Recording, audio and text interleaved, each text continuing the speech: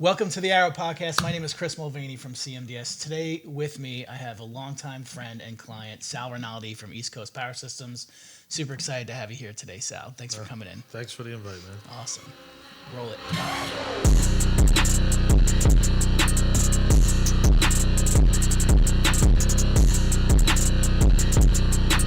I've known you for a really long time. I'm going to ask you a bunch of questions that you're going to know I know the answer to, but we're doing this for everybody else, not just for me. No problem. So tell me a little bit about the inception of East Coast Power and, how it started and what you guys do. East Coast Power started back in 1983.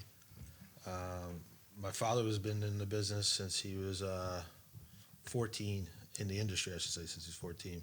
My grandfather got hurt, and he had to go work and support the family. He was the oldest of six, and so he had to go out to work. And it happened to work down the street. There was a company called Manhattan Switchboard that built electrical switchboards in the city. That was a union builder. And he worked for there since 1942, and then he worked for a couple different people, stayed in the industry, obviously. And I used to work with him in the summertime in the early 70s, or late 70s. And I was gonna say you're only 45, right? Yeah, I wish. I'll take that. But so I used to work with him in summers. So that was our windshield time together. Okay. Yep. Hanging out, driving back and forth to work. And he got pissed off one day, and I was bombing out at Keene College. Yeah. I was a worker. I wasn't a book person. Yeah, I hated fucking school. Yeah. I was not a good student at all. And, I grew up in Keensburg, so, we worked for everything going back in the day. Yeah. Mm-hmm. So I hated school. So that night I had to tell him that I was failing my first semester out of Keene. Wow. And I'm like, how's this going to go? And so he's come in, he comes all upset, he's pissed off. And he worked for this guy for 26 years. And the guy went out and bought a bunch of cars for his salespeople. My father ran the place while the guy lived in Florida. Got it. So if the alarm went off at 3 o'clock in the morning, he would drive all the way up Patterson, 52 miles. We were commuting 52 miles each way. So my father said, listen, I'm not going to ask for a company car, but I just bought a new Honda Accord back in the day. He goes, I'm getting 52 miles to a gallon. My gas is like $6 a week. Wow. Can you cover it? And the guy said no. Oh, wow. He goes, you're not a salesman. You don't get paid for a car or mileage or anything like that. So he was all pissed off. He told me that story. I'm like, screw him, Dad. Right. I said, I've been building panel boards in the summertime for you. I said, screw it. I said, let's start your own business. You everybody knows you. You run the whole place. Right. So luckily, he. So you were how old at that time? Like 19 or 18? Yeah, I was 20. 20? Okay. Yeah. Yeah. Okay. 20, 83, yeah, 20. Okay. So we went, sat with the bank, and lived in Keensburg. So the house wasn't worth a lot of money. It was worth like $42,000 back in the then, day. Right? Yeah. Tough town. It was still one of the toughest towns in the state.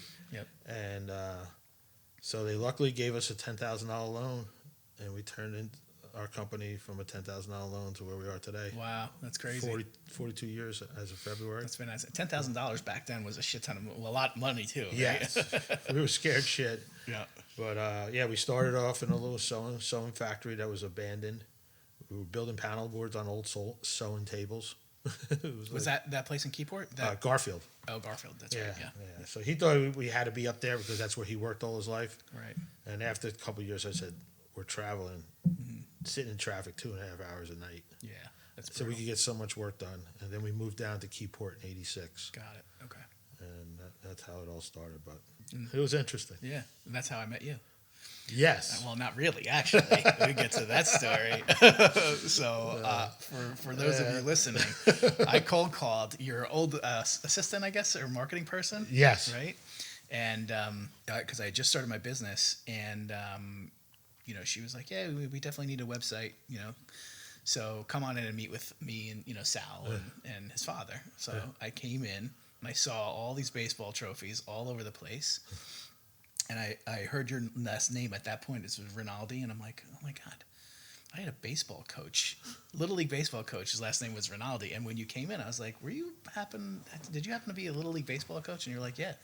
I'm like, holy shit, you were my fucking Little League baseball coach, which is crazy. Yeah, that's right, because I was helping my cousin out, the Valones. And Yes, you know, friends with Pete, Yep. Junior, I should say. And yeah, it was Crazy. Yep. back in the day. Bananas. Yeah. And you guys drove me crazy. Yeah. Yeah. And now you drive me crazy and bill me for it. Right, exactly. But crazy how that happened, and then we've been working together ever since. It's been awesome. I've had a lot of fun working with you and seeing the brand grow. It's been huge. Yeah, I remember the one part of you alone. You guys are hanging out in the outfield, and I'm looking, and one of you guys had a ball hit to you, and I was like laughing. And it's like, you missed the ball. Oh, I lost it in the sun. And I'm looking at you, and I'm saying, those little son of a bitches have their hats on backwards. Right. Yeah. Of course you did. There was no lid to protect the sun. It looked cool that way. Yeah, I came back in. I'm like, what are you guys doing? He goes, Mr. Rinaldi, there's girls here. I was like, it looks cool wearing our hats backwards. Right. Yep. It's like, turn it around. Let's go. But it was fun.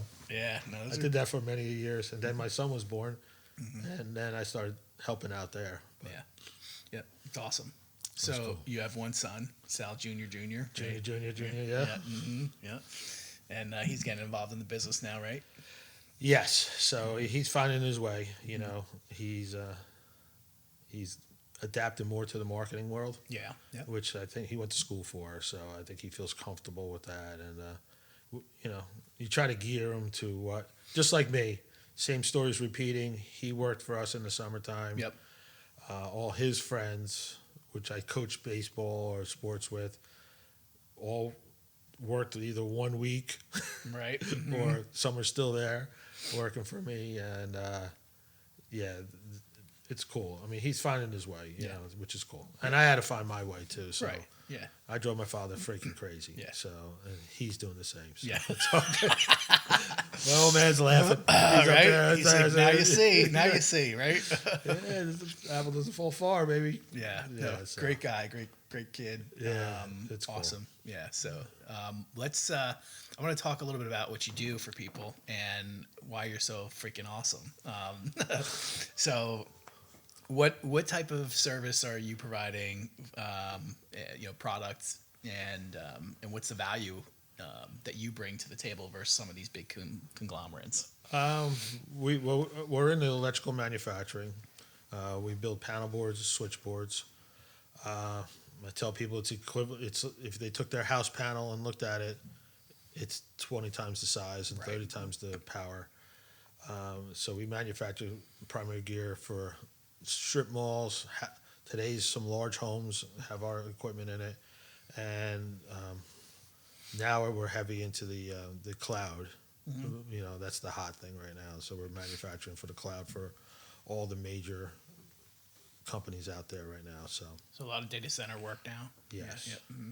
We still have our regular core business, and we're growing that. But data center is running 7 times quicker than. I bet. Yeah. Yeah, it's exploding. Right.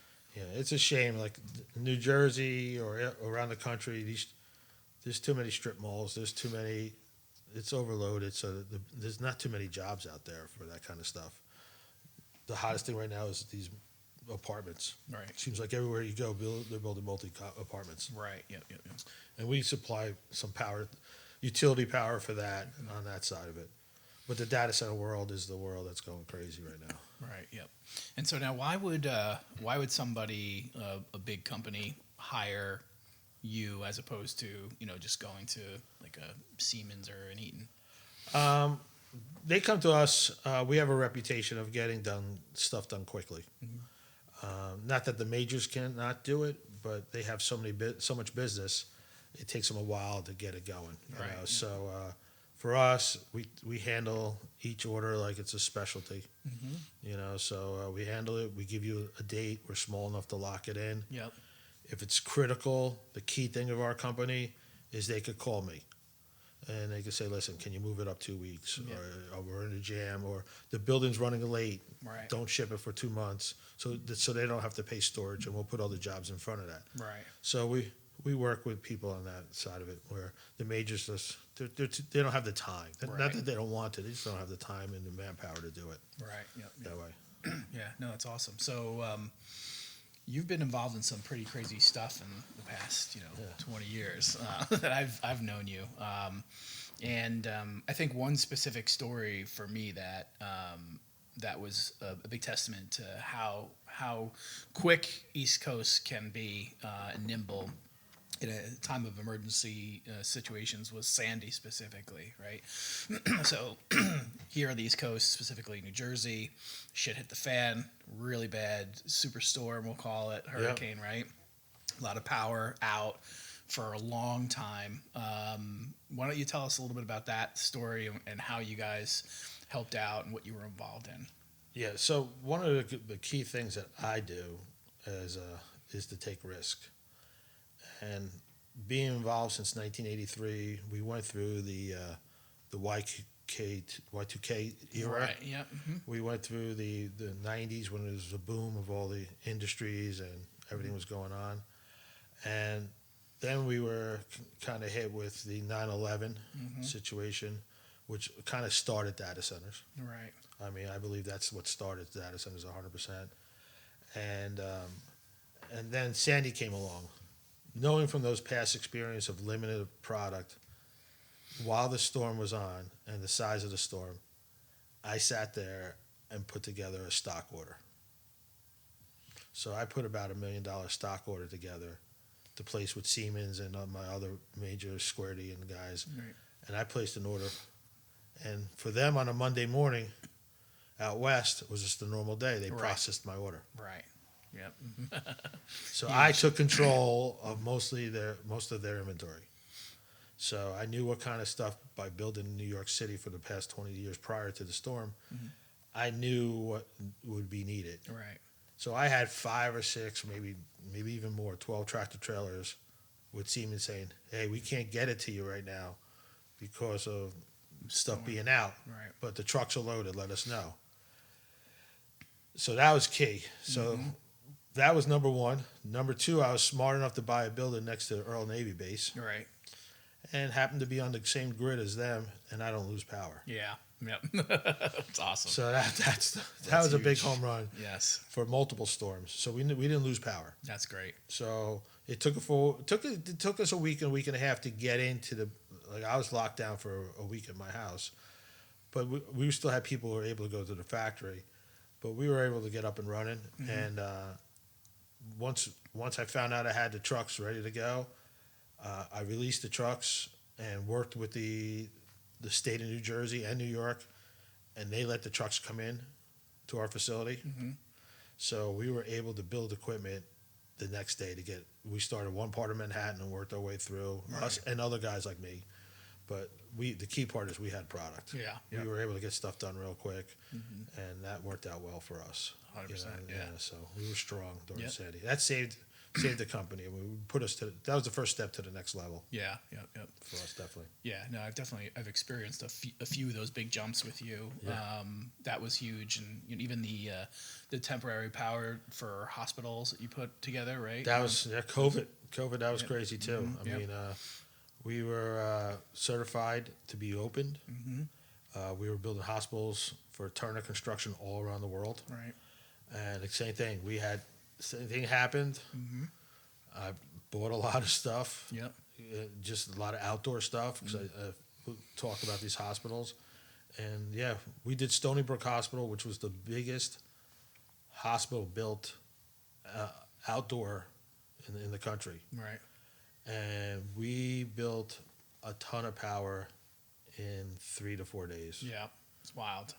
Yeah. I mean, we had tons of switchboards, outdoor control centers, and yeah, we worked. We were sleeping on pallet racks. We had the stickers on our cars so we could drive through. Cops after a while got to know us Right. because hey, you're not supposed to be on the road, but we had the stickers for the cars and stuff. But yeah, we got that hospital up and running real quick. Yeah. Us and the JBB was the big engineer there. Thank God they never used it. Yeah. They spent billions, Wow. but they never used it. I mean, it was kind of eerie to build for like a morgue. Right. Yes. You know, Yeah. walking through where there was going to be a morgue, you know, looking at our power, make sure it was all running and stuff. Right. It was kind of eerie, Yeah. and sad, and nervous. But yeah, we were out there. We never got in throughout the city so quick. Yeah. You know, and so Yeah, worked out. that was strange. Just traveling in general, there was nobody on the road. Nobody, It was nobody. wild. A tunnel to yourself, this to yourself. It was kind of scary. I mean, I was flying around too. It's like I was going around the country, and during COVID, I had 212 days at a Marriott Wow. during COVID. Yeah, that's wild. Holy Everybody shit. says like you were nuts. You could die. You could catch this. I mean, I was in Louisiana when they shut it down, and I was lucky to get a flight back. But yeah, it was an interesting part of life. Yeah, definitely, definitely. What So let's talk about the building for a sec. I remember when you bought that. How long ago was that? Like, what year was that? Right now, 2006. 2006. That's crazy. That's 2006. 2006. Wow. Yeah. So we always grew. Like every 3 years, we doubled our size when we moved up to this area because we spent more time. We didn't waste time in the car. Right. And it was pretty cool. You know, it's like I was trying to buy a 40,000 square foot facility. Wow. Because we were sitting in 7. Little- we were sitting in 7. Right. But the key thing is I didn't want to lose my people. Yep. So I had a big map in my room with this 15-mile radius from Keyport. You know, how do I stay within 15? I figure 15 miles would be cool, 20 would be pushing it. Right. Yep. You know, for my employees to stay. Yep. And only thing I could find is this abandoned wreck Right. in Yes. Tinton Falls, New Jersey. Yes. Yeah. That was, It's hard to find warehouse or industrial space in general in this area. Yes. Really hard. I've been looking. It's tough. it's always been tough. It's always been tough for me here because, you got some guys like myself who own companies making good money, and they're like, well, why are we commuting? Can I bring it closer to home so I can spend more time with my families and stuff like that? So everything always got sucked up. Right. So I found this beast that was 130,000 square feet abandoned, Right. and we started construction in 2006 on it. Yeah. And it took us 3 years to get it up to where we were. Right. About 3 years. Yeah, you had a sizable investment in that. The equipment that you bought, like I remember there was some one-off pieces of machinery there, right? Yeah, it's nuts. The funniest part is when I told my dad, and my family didn't want nothing to do with it. Yeah. My sister thought I was crazy. My father thought I was trying to turn me in somewhere. Right. So luckily I got the mortgage to cover it, the construction loan, and to get it done. So I finally did a tour for them to see the facility, and did the tour, brought all the employees there. I mean, we had to take a chainsaw and cut through trees to get to the door. Wow. That's how this building was. 130,000 feet building covered by trees. You couldn't even see it from the highway. No shit. I didn't know it was that bad. Yeah, it was bad. So doing a tour, it's leaking everywhere, and we happen to have fire trucks in there because Tinton Falls was building a museum for fire trucks. They had no place to put them, so the landlord let them put it in there. And we got back to the office, and my father never, ever called me into the office. So all the years working, he calls me. I was like, oh, shit. What the fuck did you do? So I'm like sitting there. He goes, close the door. There's something new, too. There's the second new thing that happened. Close the door. Right. And he closed the door, and he goes, are you out of your fucking mind? I was like, but Dad, I want to see where I can take it. Keep it simple. Keep it small, stupid. He goes, you're out of your fucking mind. He goes, I'm not giving you anything towards it. I'll support you, but you're on your own. Your sister is panicking. She doesn't want to get involved. It was so funny. He was like, all right. I said, I'll do it. And look at you now. Yeah. And you know what the funny part was? We were at the St. Patty's Day Parade on Sunday down in Asbury. Okay. And 2 of the fire trucks come by. And there were the 2 fire trucks that were in that building? Oh, because wow. they had the museum stickers on them. Okay, that's wild. And and they had one was like a little one. It was like maybe a little bit bigger than this table. Okay. And we kept on trying to hide it because when they were coming to pick it up, because we were like, this one's cool. We can drive around the shop. We can drive around the factory with it. We try to hide it. Maybe they forget about it. But that was one of the parade also. It was pretty cool. Wow, that's funny. But yeah, it took us 2.5 years. But yeah. Then I bought it. closed on it in February 2009. So the state helped me out with a lot of funding, and so I went 2 days of closing. I had to sign like 3,700 documents. It was crazy. Oh my God. Because all the bonds and all this stuff that we had. That Wednesday, the world came crashing down on me. Brand new building, ready to do my grand opening, and the market, the AIG, the mortgages. Yeah. And my business went from $17 million a year down to $4 million. Right. Yes, I remember that. Yeah. And I had this big thing. It was like, as how nicely to put it was like, technically my family jewels were hanging from the top of the Empire State Building in the middle of winter. And it's cold. But you said something about risk taking. Yeah. I had a podcast yesterday. Actually, I was talking to somebody, an owner of a company too. And without taking risk, you don't ever grow. And I think that's what makes a good entrepreneur. And I know that about you. Mm-hmm. It's like you'll take the risk and you'll figure it out. You'll fight until you're fucking burger meat to make it happen. Yeah. And that's the difference. You feel the gut and the glory. Yeah. Of doing it. I mean, it's not. It doesn't become work anymore. It becomes if you're that type of person, like you said, you're growing to like you're driving to do something. Yeah. Like me, I'm could be 62. Mm-hmm. Everybody's like, oh, you should be ready to ride off in the sunset. I'm going to put 100,000 square foot in Florida. Right. Yeah. You're ready to go. Yeah. Mm-hmm. And I might retire down there, but I'm not done. Yeah. Right. There's enough. Definitely. We're good and we're good at what we do. We have a lot of competitors, but the cool part is everybody in the country knows who we are. Yeah. So that's good when it comes to this industry. 100%. Yeah, and from my shoes, you are good at what you do. You have a lot of uniqueness and remarkability and the ability to turn around really quality product. I mean, this stuff that you're building is so sexy for your space. It's like, wow, I kind of want that in my building because how cool it looks. Yeah. It's like it's beyond just being functional. It looks good, and then you're getting it to people when you have to, and sometimes like really, really fast turnaround times. It's really remarkable, especially since today nobody gives a fuck about customer service or the other side of the. And we're not perfect. I mean, we have our moments when we suck. Yeah, like everybody does. Yeah, but I mean, we come back or we make it up, and getting the stuff done is pretty cool. It's we were talking about investment before. I put $12 million worth of machinery in there. Yep.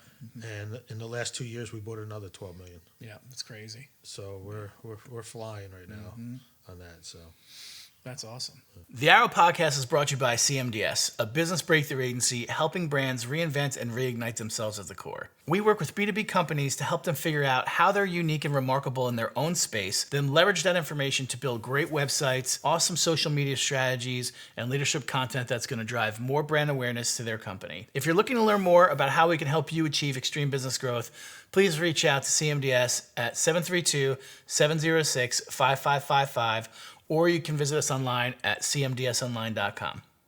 So, categorically speaking, we talked about data centers right now and doing some cloud stuff, right? We talked about, you working in hospital systems and some large, big box facilities, malls and big homes. How else would people use, your products? Like what other facilities or company types, Basically, some of it would be substations. On that side, the utility side. Yep. Is our next growth I see coming in, especially like we just talked about earlier about the U.S. doesn't own enough of its own power. Right. Yeah. And so that's probably our next goal. And service. Our big focus right now is focusing on service and getting ready for all the stuff I built 15 years ago.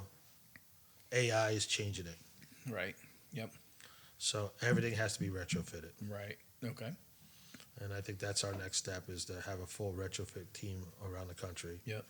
Just to do retrofits on that kind of stuff. Not the smaller stuff, but the bigger stuff. So in your facility right now, you have machinery that cuts metal, shapes it, right? Powder coating machine, right? What other tools do you have there that and you have like a whole full department that does all the welding and everything, right? So you Yeah, sell welding. We have we just bought a water jet to do custom stuff quickly. We have just bought a laser. We have another laser coming. That's we have great. another powder coat coming into the building. So yeah, it's been pretty. CAD department. Yeah, CAD's growing, engineers growing, everything's growing. Yeah. It's like we have to add on to this building too. Yeah. Yeah. That's what you're saying. Yeah. You think you'll do an addition on it, or buy something close, or like do you want to? Probably better off doing an addition. Yeah. You know, but I don't know how long that'll take. Right. It's tough. I'm not used to it because I'm usually ahead of it. Right. So I'm ahead of it inventory wise. Our inventory is like at $15 million, where it used to be only 4 or 10 million. And I used to be good at it. I missed growing the building. Yeah. Yeah. I probably should have been almost done right now. Right. That's the only thing. That's the only thing negative thing I think in my head. Right. But you didn't know. Right. You Exactly. know, coming out of COVID, you didn't know. Yep. And nobody knew what this data center world's going. Yeah. I mean, I've been traveling around the world Right. to these conferences, and The rate of growth is bananas. Yes, and it doesn't make sense. I've been doing this for 43 years. It just doesn't make sense. It doesn't. I mean, it's crazy, you know. And like I said earlier, I think 9/11 started this to a point. And yeah, we went through where we wanted backup information for everything, and now the internet took it over, and it's just nuts. Yeah. I still can't get my head around it. Yeah, yeah. I mean, you just think at a simplistic level, how many people store images on their phone and back it up to like iCloud and don't ever delete it, you know? And then you have corporations doing the same. It's only 99 cents a month. Yeah, times. I use my storage. It's cost me 99 cents. Okay, there's 300 million people in the place. Right. So every week, every month, these companies cha-ching. Cha-ching. You know. Yeah, I mean, it's not stopping. Right. It's crazy. You know, I sit there and watch it. We went to a couple of key ball games, and I'm just sitting there like this. Yeah. Because everybody is videotaping it. Right.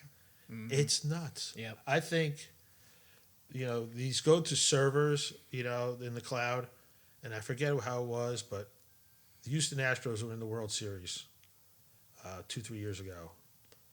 And the first pitch, not the national anthem, not the second pitch or any videotaping after the game started, not videotaping and taking pictures of their families Right. at the game, but that first pitch filled, I think it was, by all the video, 1,400 PCs on that one pitch. No. Oh shit! Wow. Of that's data wild. centers. Oh my god, that's crazy.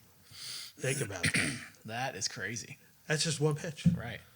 You know, and it's like, you know, or your house. You know, I built a house 4 or 5 years ago. I have 168 IP addresses. Oh my god, really? My refrigerator has 7. Oh, it's a smart home. No, I just bought it and it hooks up to the internet.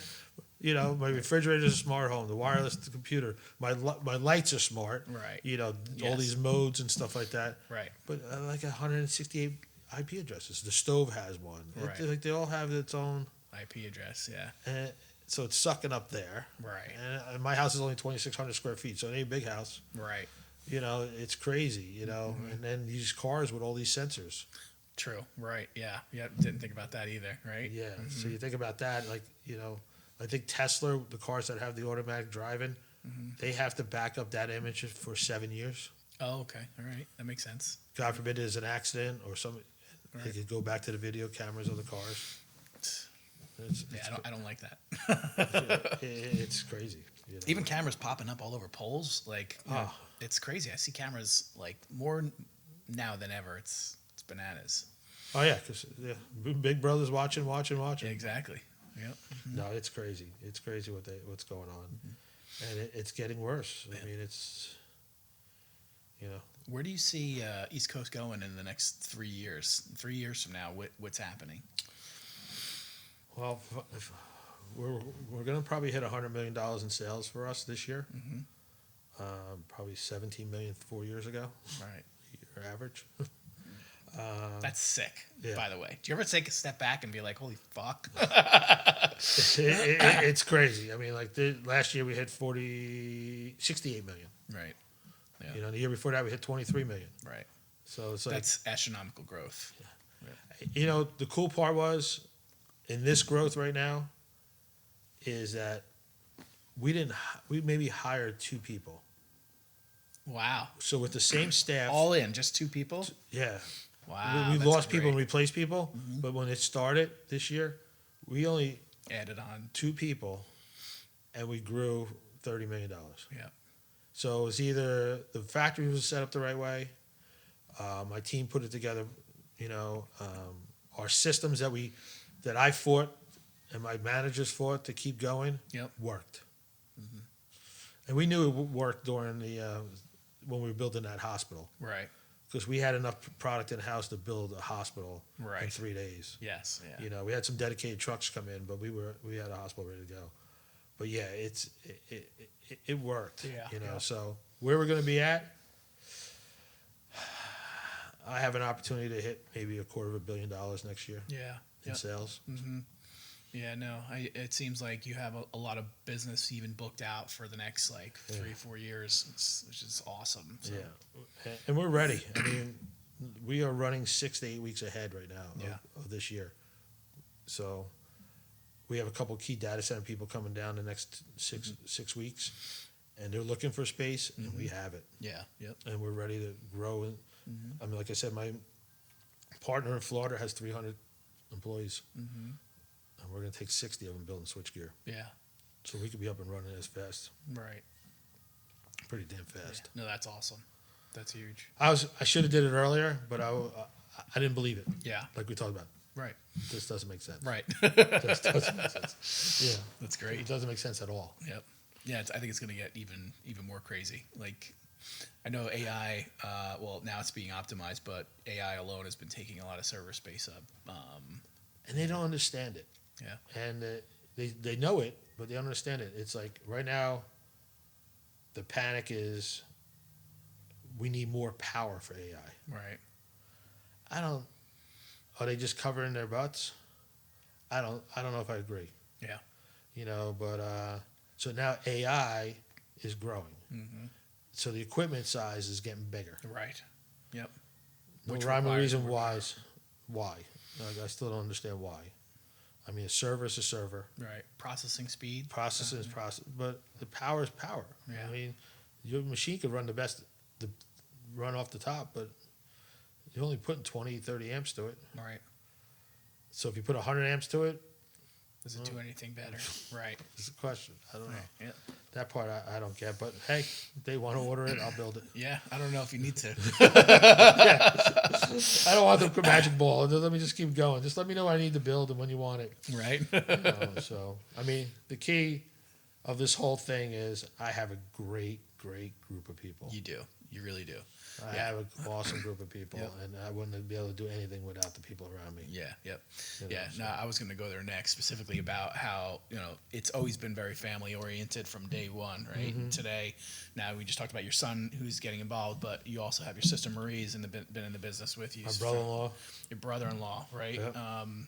Is anybody else? cousins, Okay, cousins. All right. cousins of cousins, That's friends great. of my son. You know, Yeah. we got a little bit of everybody. That's awesome. No, but we have a big core of Yeah. good people. Yeah, and culturally, I mean, I love what you guys do. For employees, like anytime there's a little holiday or whatever, there's a party, there's decorations. Marie goes all out on that stuff. Yep. It's very, very cool, like welcoming kind of culture that you have there. It's cool. It's great. And the nice part is everything we're doing is, and like I said, being surrounded by good people. Yep. Is it started off where we were doing it. Me and my sister were pushing for these little parties. Everybody stood around. Right. Okay, let's do this. Right, You know, right, right. Thanks for the $200 gift card that I won. Right. You know, but now everybody's involved. Right. Yeah. Yeah. That's great. Like if we forget to do so, like we do a track day, and like come June, people are like, what day's our track day? What day's our track day? Right. You know, so Yeah. we do a track day, and it's good that they're also willing to help. Right. So on that basis, we do more. Yep.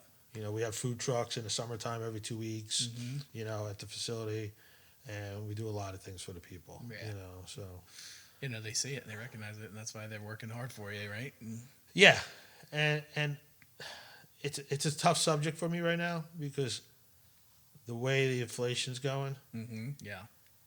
I just don't know how much I can help them more. Right. You know, they're getting paid a lot more than anybody in our industry. Right. Even down my shop people are getting paid I pay them as mechanics now once they learn, so they're making good money. I said, but it's still, you know, you go out and have dinner. Me and my wife go have dinner, no drinks. It's $100 at least, right? Yeah, you know, it's crazy. and these guys have families, they have kids, or some have newborns. You know, it's just like we try to offer overtime. Yeah.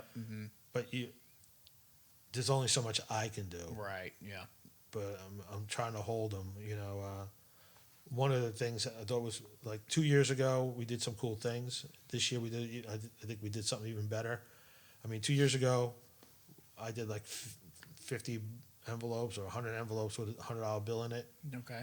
And made my guys go all to the food stores the day before Thanksgiving or day before Christmas or Yep. 2 days before Christmas, and walked around and just hand people in the stores $100 bills. Yeah, I heard that. Yeah, and then they That's did awesome. a Wawa. We sat there at Wawa. We worked a deal with Wawa. They helped us out. They sold us a bunch of gift cards, and we sat in the parking lot. Whoever pulled in the Right. tinfoil Wawa, we did that. And we did the Toys for Tots. We did 3 hospitals that year. That's great. You know, this year we did a bunch of stuff, but one of the things I did, again, looking at the way to go, is I Googled what was the average, how much money an average family spends during Christmas. Right.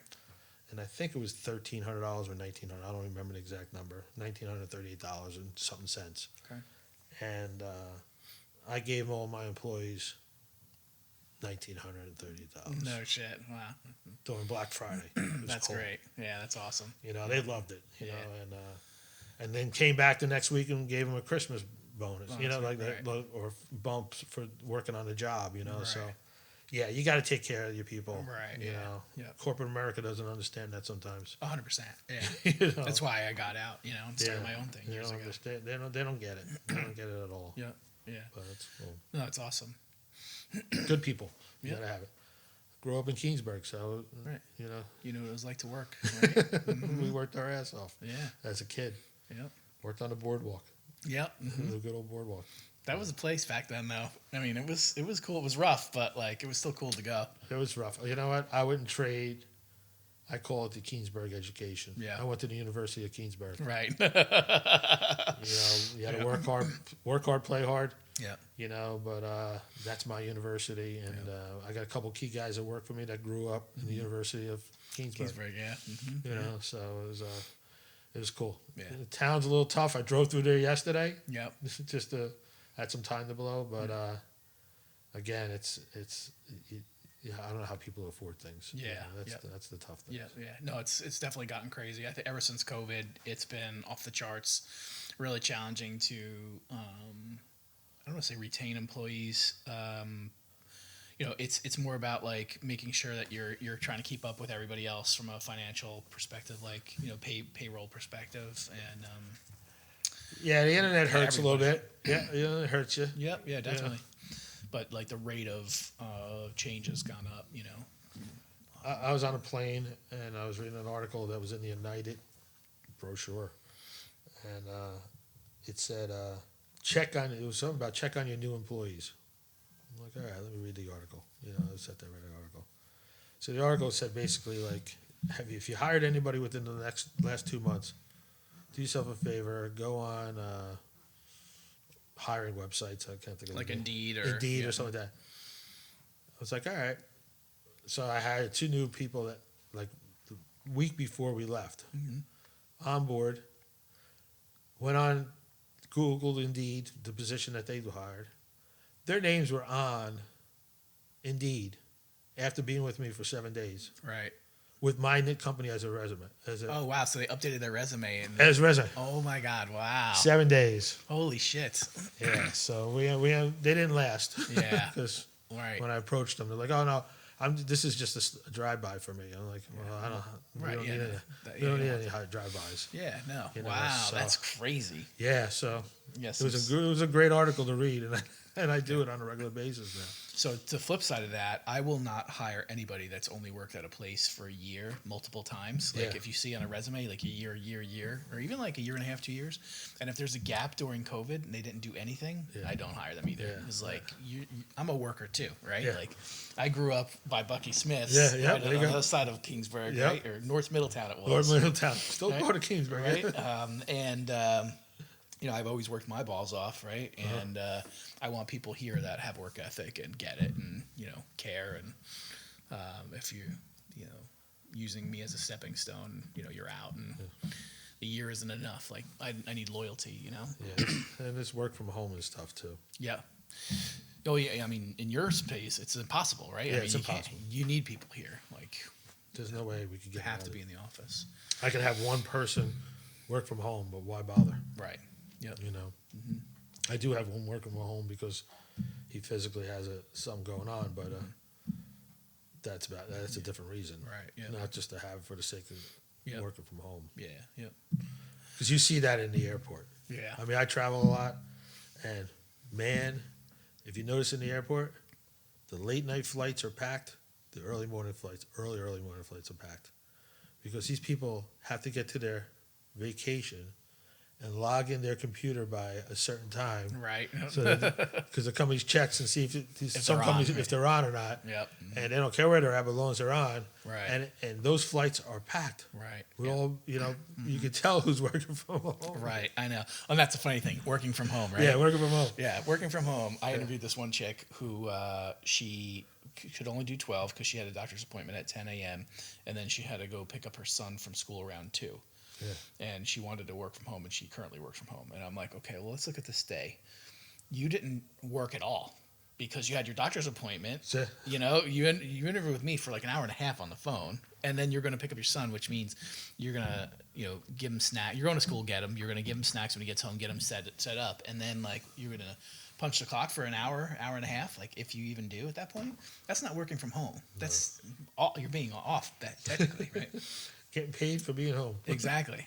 Crazy. Can't it's hang nuts. It's nuts on that. Yeah, for sure. So we talked about the hospital situation, emergency power during Sandy. Is there any other time you felt like East Coast hit it out of the park? With a big type of a situation like that. Yeah, we did a lot of cool things. I mean, a lot of high profile things like. We did some cool jobs. I mean, we did some jobs where secret facilities where we were only allowed to go there once. We had to build the equipment and send guys in there, and some key places in the world. That for our Uncle Sam and their crew, and we did some cool things like that. A bunch of stadiums we've done, which were kind of cool to get involved in. Not the main part of the stadiums, but we did a lot to get involved with the small stuff and the cosmetic side of it. And unfortunately, a lot of emergency stuff, you know. But like I said, when the World Trade Center, the first bombing, we had to rebuild that power like for them in a couple days, and they put it in the streets until they fixed the garage because that building was like hit by the garage, right? That thing. So we done some power there, but some key buildings. Sad part, we did a lot with the One World Trade, right? Yep. That kind of rough every time you go there. I lost 23 friends that day. Ugh, yeah, it's brutal. So the reminder going back there all the time sucks. Yep. But I remember visiting that with you actually.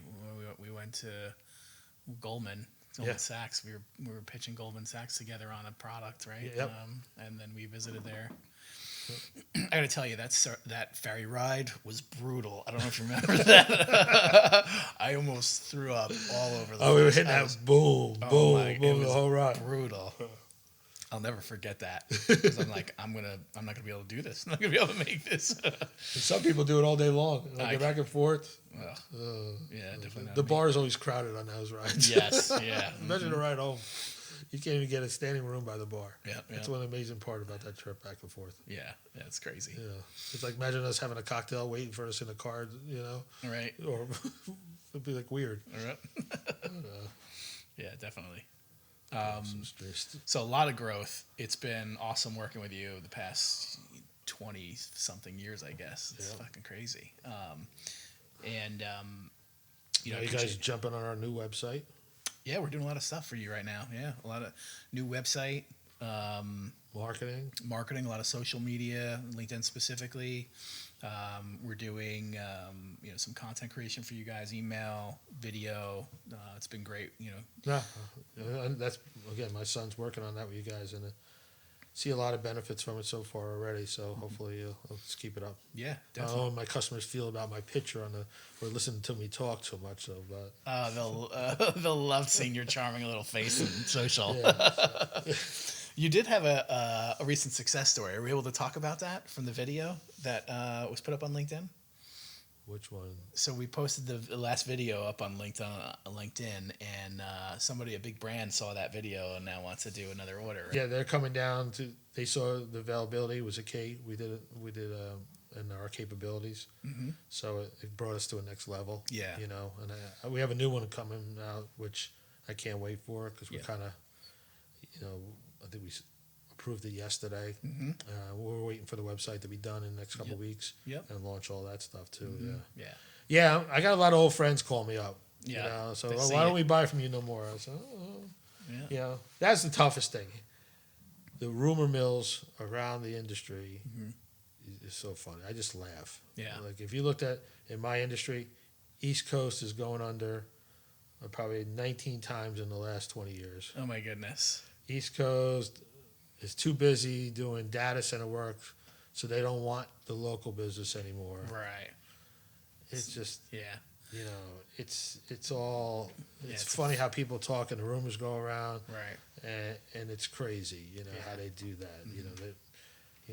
It's we never stopped taking care of our local business. Yep. Mm-hmm. The only thing I did do, and the customers know who they are, people were taking our drawings and giving it to our competitors. Right. Yep. Mm-hmm. And, we won't quote you anymore. Right. Yeah. So they get angry, and who knows? They start saying shit about you Right. to the industry. But hey, Yeah. It's a little messed up. 20 years ago, maybe longer than that, my father was mad as hell at me because I fired all his friends because they wouldn't pay their bills. Right. I was in charge of paying, like we were getting in financial trouble, and they wouldn't pay their bills. I said, Dad, why are we selling to these guys Right. when we have good partners, Yep.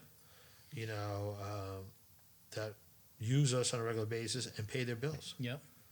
And I closed like 6, 7, 8 accounts of his best friends. Wow. And he was so mad at me, but Right. that was another stepping stone where we grew. Right. Yeah. Yep. Once we were getting paid, we Yep. were able to hire more people. We weren't spending 3 hours chasing money. Right. That's when we grew. Yeah. Yep. So It's a business to make money too, right? Yeah. So it's not a charity. don't take my drawings and give it to somebody else. Right. Yeah. That's You not know, cool. it's not cool. It's bullshit. Yeah. And you can shop my price. Mm-hmm. Go ahead. Right. Shop my price. I mean, but they do that too. They give people a copy of your price. Yep. Yeah. Mm-hmm. But I don't mind that. Yeah. Let somebody do the hard work and do the design Mm-hmm. or come up with a concept. Right. But don't give them our drawings Right. Yeah. and the price. Right. Yeah. That just doesn't work. Right. That's not in our cards, and we don't move forward on that kind of stuff. Yep. Well, you stepping up the game with marketing recently is going to just set the industry straight with what East Coast is doing, what you're up to. Mm-hmm. You're here. You're ready to take on some more business. Yeah, we're ready. We're back. Yeah, exactly. Servicing the hell out of everybody like you always do, and Yep. So, it's cool to see people be part of your family. Clients and employees. Yeah. So. Now we're on a good run right now. So. Awesome. Cool. Awesome. Well, thanks so much for being on the Hour Podcast. Right. If people want to get in touch with you, how can we get them to learn more about East Coast? Go to the website, ecpowersystems.com. Yep. All inquiries could go to sales@ecpowersystems.com. Great. Okay. Would be the two key parts. Awesome. Or set up a meeting with somebody in our company and come see it. Awesome. Sounds good. Thanks again for being here, Sal. All right, thanks, Yeah, man. man.